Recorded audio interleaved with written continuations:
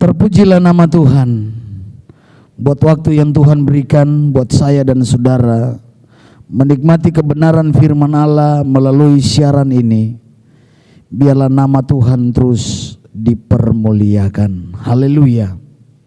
Saya berikan tema khotbah pada hari ini adalah tujuan Tuhan spesial bagi saya.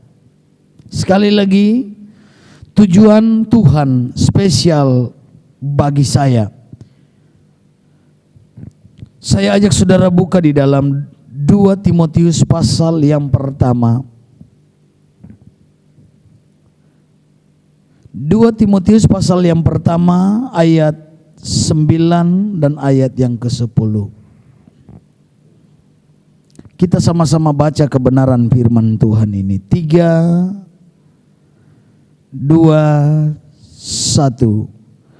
Dialah yang menyelamatkan kita dan memanggil kita dengan panggilan kudus, bukan berdasarkan perbuatan kita, melainkan berdasarkan maksud dan kasih karunia-Nya sendiri yang telah dikaruniakan kepada kita dalam Kristus Yesus sebelum permulaan zaman, dan yang sekarang dinyatakan oleh kedatangan juru selamat kita Yesus Kristus, yang oleh Injil telah mematahkan kuasa maut dan mendatangkan hidup yang tidak dapat binasa.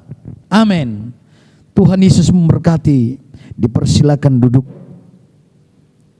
Haleluya. Adapun satu bentuk pernyataan daripada Rasul Paulus secara khusus ditujukan kepada Timotius. Namun secara umum kebenaran ini disampaikan kepada jemaat yang ada di tengah-tengah pelayanan daripada Timotius, bahkan pelayanan daripada Rasul Paulus. Bahkan juga kebenaran ini disampaikan buat saya dan saudara. Ya. Tema tadi adalah tujuan Tuhan spesial bagi saya. Ya. Dikatakan dalam ayat yang ke-9, Dialah yang menyelamatkan kita dan memanggil kita dengan panggilan kudus. Ya. Yang memanggil saya dan saudara adalah Tuhan. Ini perlu disadari oleh gereja Tuhan. Ini perlu disadari oleh jemaat Tuhan. Ada 3 poin yang akan kita terima lewat kebenaran firman Allah pada siang hari ini. Yang pertama adalah hargai panggilan Tuhan. Ya. Bagi gereja Tuhan, betapa penting saya dan saudara menghargai panggilan Tuhan. Karena panggilan Tuhan dikatakan dalam ayat yang ke-9 ini adalah Dia memanggil kita dengan panggilan kudus. Haleluya. Ya. Panggilan Tuhan itu adalah panggilan yang kudus, maka orang percaya harus menghargai. Hargai panggilanmu, siapa saya dan saudara. Kita adalah orang-orang yang tidak layak, tetapi karena kita dipanggil oleh Tuhan. Ya. Panggilan Tuhan itu spesial. Yang setuju? Yang setuju? Haleluya. Panggilan Tuhan itu spesial adanya. Tujuan Yesus, semua orang tidak ada yang binasa di bawah kolong langit. Namun hanya sedikit orang yang ada dalam panggilan Tuhan. Nah, ini betapa penting dipahami oleh gereja Tuhan. Bahkan saya katakan ada banyak gereja, namun hanya ada gereja-gereja khusus saja yang masuk dalam panggilan Tuhan. Kata panggilan Tuhan berarti ada yang memanggil. Yang memanggil kita adalah Tuhan. Dan dikatakan oleh Rasul Paulus kepada Timotius, engkau dipanggil dengan panggilan yang kudus. Yang memanggil kita adalah Tuhan. Kita dipanggil dalam satu panggilan yang kudus. Maka dikatakan pada poin yang pertama, hargailah panggilan Tuhan itu. Kita lihat seperti bangsa Israel. Dari ribuan bangsa yang ada di bawah kolong langit. Hanya Israel yang dipanggil secara khusus. Amin. Demikian gereja Tuhan. Demikian anak Tuhan, demikian orang percaya yang memahami kebenaran firman Allah, dia masuk dalam panggilan yang spesial. Saya katakan, orang yang dipanggil secara spesial, dia dibentuk seperti mata anak panah. Ya. Ditempa, dibentuk dan siap dilepaskan untuk memenuhi target Tuhan, tepat sasaran, dilepaskan untuk memenuhi tujuan Tuhan. Ya. Jadi jemaat Tuhan, gereja Tuhan yang memahami panggilan Tuhan, dia akan membenahi dirinya. Lewat apa? Lewat firman Allah. Dia akan mempersiapkan hidupnya lewat firman Allah. Ya. Ada satu statement yang dikatakan bahwa ada banyak orang Kristen katakan dia mengasihi Tuhan, tapi seringkali dia melawan Tuhan, dia tidak taat. Juga mereka katakan mereka tidak setuju dengan setan, mereka memusuhi iblis, tetapi realitanya mereka lebih banyak taat kepada masukan iblis. Nah, ini bahaya. Ini bahaya. Lebih banyak suka bohong, lebih banyak tidak taatnya kepada Tuhan daripada taat kepada iblis. Jadi mari, hari-hari ini gereja Tuhan membenahi diri dengan cara menghargai panggilan Tuhan. Pertanyaan saya, saudara adalah orang panggilan Tuhan? Berarti kita akan mencocokkan diri kita dengan kebenaran firman Allah. Dalam Yesaya pasal 43 ayat yang pertama dikatakan, tetapi sekarang beginilah firman Tuhan yang menciptakan engkau hai Yakub, yang membentuk engkau hai Israel. Janganlah takut, sebab aku telah menebus engkau, aku telah memanggil engkau dengan namamu. Engkau ini kepunyaanku. Haleluya. Panggilan Tuhan itu, Tuhan memanggil kita pun dengan nama kita secara pribadi. Ini yang perlu dipahami. Tuhan memanggil kita dengan nama kita secara pribadi. Ya. Dikatakan bukan berdasarkan perbuatan kita, melainkan berdasarkan maksud dan kasih karunia-Nya sendiri. Poin yang kedua, hidupmu ada dalam maksud, rencana, jalan pikiran Tuhan. Dikatakan di sini, melainkan berdasarkan maksud dan kasih karunia-Nya sendiri, bukan karena perbuatan kita. Jadi di dalam konsep panggilan Tuhan tidak ada karya manusia. Tidak ada karena dilihat bobotnya bagus, tidak. Paulus katakan bukan karena perbuatan kita, tetapi semata-mata berdasarkan maksud. Jadi Tuhan punya dasar untuk memanggil saya dan saudara. Yang setuju? Amin. Tuhan punya maksud. Dia memanggil kita dengan tujuannya, dikatakan dengan jalan pikiran Tuhan. Kata maksud di sana memiliki 3 pengertian. Rencana, jalan pikiran Tuhan, bahkan tujuan Tuhan.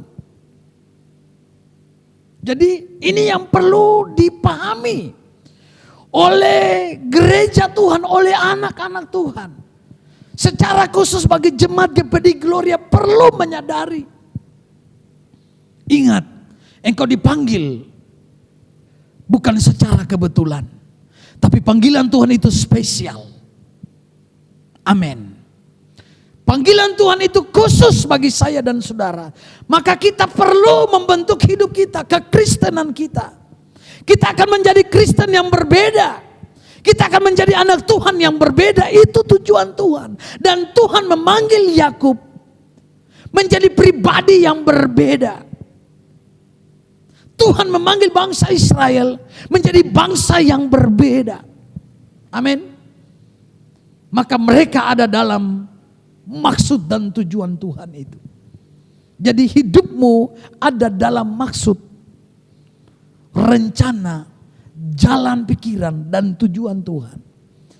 Jadi ketika kita sadar bahwa ada tujuan Tuhan atas hidup kita, ada destiny.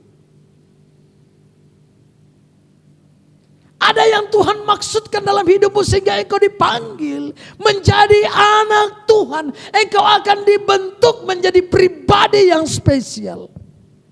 Saya terlalu percaya ketika gereja Tuhan memahami akan tujuan Tuhan, dia akan menikmati nilai-nilai dalam persekutuannya dengan Tuhan. Nilai-nilai dalam kehidupannya bersama Tuhan. Dia akan mengalami karena penebusan yang Tuhan lakukan itu sempurna.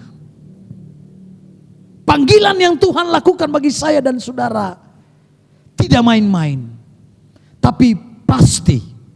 Yang ketiga adalah berbicara mengenai kekekalan, Alfa dan Omega, atau waktunya Tuhan dalam hidup saya dan saudara.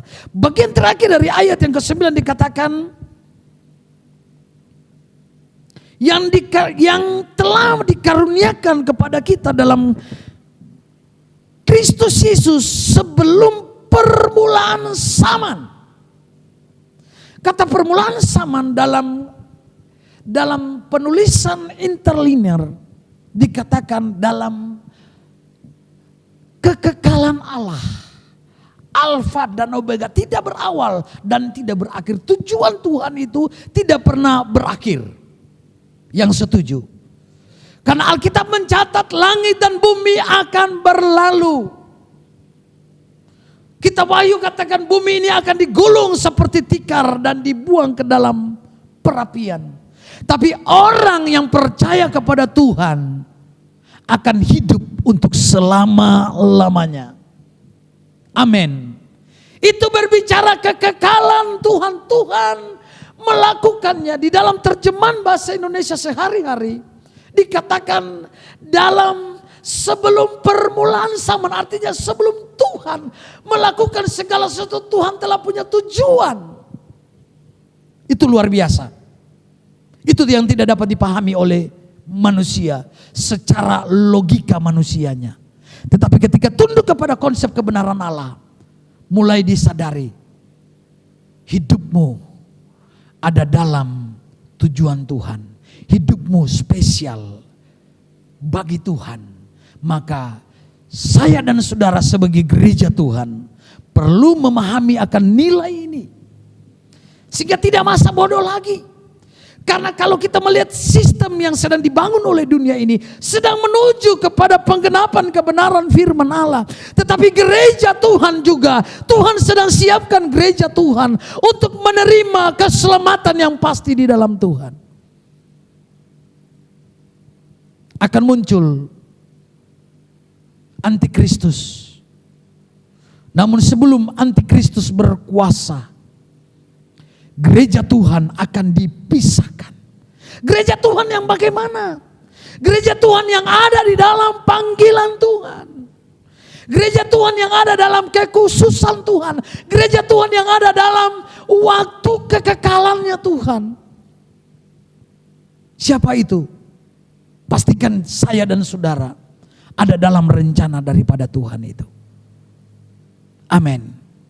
Pastikan hidupmu ada dalam rencana Tuhan itu.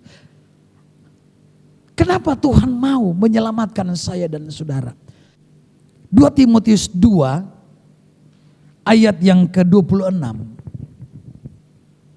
Dikatakan, dan dengan demikian mereka menjadi sadar kembali karena terlepas dari jerat iblis yang telah mengikat mereka pada kehendaknya. Tujuan Tuhan menyelamatkan gereja Tuhan adalah supaya tidak terikat dari jerat iblis. Dengar baik-baik. Gereja Tuhan kalau tidak memahami ada ikatan iblis, maka dia akan merasa baik-baik saja. Tapi kalau dia sadar dia harus hidup dalam tujuan Tuhan, maka orang percaya akan melepaskan diri dari ikatan iblis itu. Jadi panggilan Tuhan berarti Tuhan menyelamatkan saya dan saudara. Itu amin. Amin. Mau hidup dalam panggilan Tuhan? Taati kebenaran firman Allah. Doa bukan doa yang biasa-biasa. Ibadah bukan ibadah yang biasa-biasa. Tapi ibadah yang lahir dari hati yang suci. Dengan ketulusan di hadapan Tuhan. Ini kebenaran firman Allah. Pejamkan matamu. Terimalah kebenaran firman Allah. Minta Roh Kudus menuntun engkau untuk engkau mengerti panggilan Tuhan, tujuan Tuhan, supaya hidupmu layak dan berkenan di hadapan Tuhan. Saya berdoa buat kebenaran firman Tuhan ini. Bapa yang baik, kebenaran-Mu sudah kami terima. Biarlah kami sadar kami adalah orang-orang yang diselamatkan dari ikatan kuasa kegelapan. Kami diselamatkan dari maut itu. Ajari kami hidup dalam rencana-Mu. Rencana penyelamatan-Mu itu pasti bagi kami. Ajari kami hargai itu. Dan biarlah kami patuh, kami setia, kami hidup mengasihi Tuhan. Kami menjadi pelaku kebenaran firman Tuhan. Setelah kami terima kebenaran ini, Roh Kudus bekerja atas hidup kami. Tolong kami, mampukan kami, supaya kami dapat memenuhi tujuan Tuhan. Dalam nama Yesus, nama-Mu dipuji dan nama-Mu dipermuliakan. Kami diberkati lewat kebenaran firman Allah pada siang hari ini. Terpuji-pujilah nama Yesus. Dahulu, sekarang, kekal selama-lamanya. Kami terima kebenaran firman Tuhan. Yang terima firman Allah katakan haleluya. Sama-sama katakan amin. Tuhan Yesus memberkati kita.